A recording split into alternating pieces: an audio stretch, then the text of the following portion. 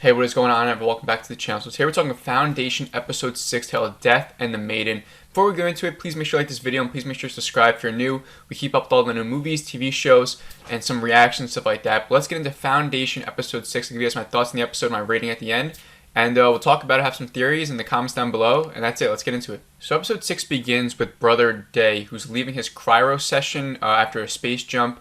This narration starts to begin saying that the Emperor had the power to destroy worlds. He had no doubt in himself until Hari Seldon, Demerzel, I think that's how you pronounce her name, tells Brother Day that the goddesses guide them. We're then met with this long scene where they're at this dinner table having a conversation. Feels sort of like a history lesson, and she's testing him on some information.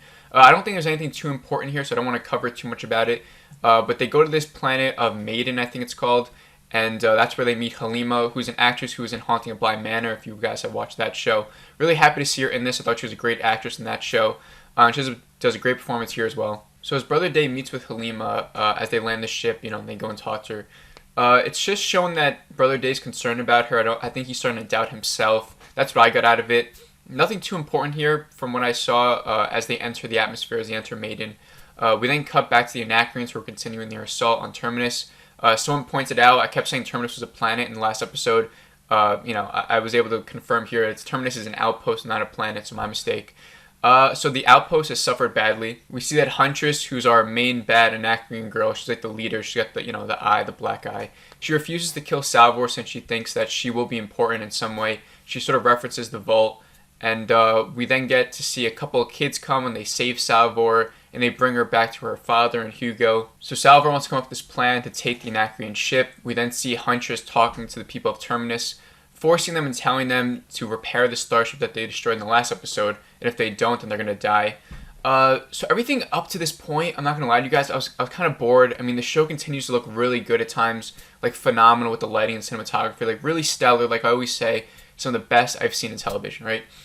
But just up to this point, I was just like, it's just like nothing's doing it for me. But luckily for the later half of the episode, it does get a lot better. So we then see Brother Dawn, who's continuing his friendship with Azura, who's the flower girl, right? Dusk, who's the older member of the group, right? He gives Dawn a challenge of hunting down this difficult creature. They sort of have a short discussion about Brother Day and how neither of them have heard from him. And this is where the episode started to take an uptick for me, because then we see Brother Dawn hunting the animals. He catches like 6 of them, right? And then he realizes, or he's told from someone else that Dusk captured 3, and that's like his record.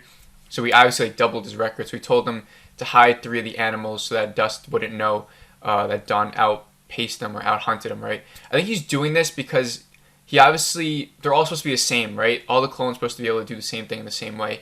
So if Dusk learned that Dawn was better than him in a lot of ways, as we see throughout the show, right? Dusk is obviously the better part of this trio, right? He seems to be the best leader. All the others are sort of the same, cemented in keeping everything going as the way it always did, right? So we then get another good scene where Dawn and Azura are in the room together. Azura strips naked and wants Dawn to touch her, but Dawn refuses to touch her. And now the most interesting part of this is not that Dawn didn't want to touch her. It's that Azura tells Dusk that Dawn will not touch her after she approached him naked, right? So why does Dusk have some sort of part to play in this relationship? Like, why does he have an interest? It seems like he's talking to Azura, maybe sort of like puppeteering her or forcing her or, leading her into this relationship. Like, why does Dusk have a part to play in this? Pretty interesting. If you guys have any theories, let me know down below. But it's just weird that Dusk would be involved in this relationship like this. We then see Brother Day back on the planet of Maiden. He's welcomed by the people of Maiden.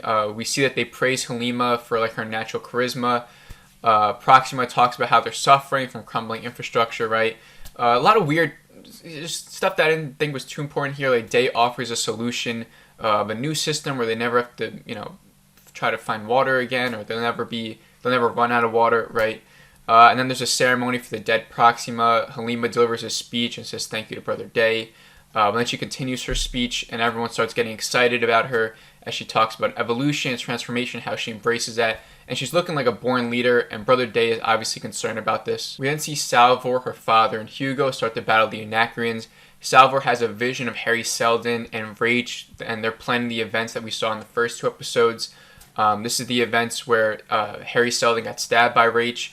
and we find out that it was orchestrated, which I think we already sort of know, especially from last episode and the theories that were going on around the computer and how Rach could have had a part to play in it, with Harry Seldon uploading his consciousness and stuff like that. So I think we all sort of knew that this was orchestrated, that Rach didn't really kill Harry Seldon, that Harry Seldon sort of planned it. But now it's confirmed that that's actually what happened. But then Harry also doesn't want Rach to implement Gale, which eventually ends up happening, as we see. But then Salvor sort of like shakes out of the vision, and she's in the middle of a firefight with the Anacreons. We are then met with a really good scene, probably the best scene in the show, as we see her father sacrifice himself to end the battle. A really strong moment here. I mean, this episode sort of felt like a mixed bag for me, as I'll tell you guys later with my rating. But there were certain parts that were really good, certain highs of the show. Like in the show in general, like this episode had some great highs. But yeah, so the father dies. We see that Salvor sort of blames herself. And the episode ends with Hugo and Salvor being captured by the Anacreons. The outpost has lost the battle. Hugo used his voice to reprogram the ship so that only Salvor can captain it. So then they all board with Huntress and everything. Huntress provides coordinates. And Hugo guides Salvor so that she can control the ship. And that's how the episode ends, right? So I'm going to give you guys my rating for the episode right now. I'm giving it a 3.5 out of 5. I know I said it's one of the weaker episodes because I think the first half I really wasn't enjoying that much.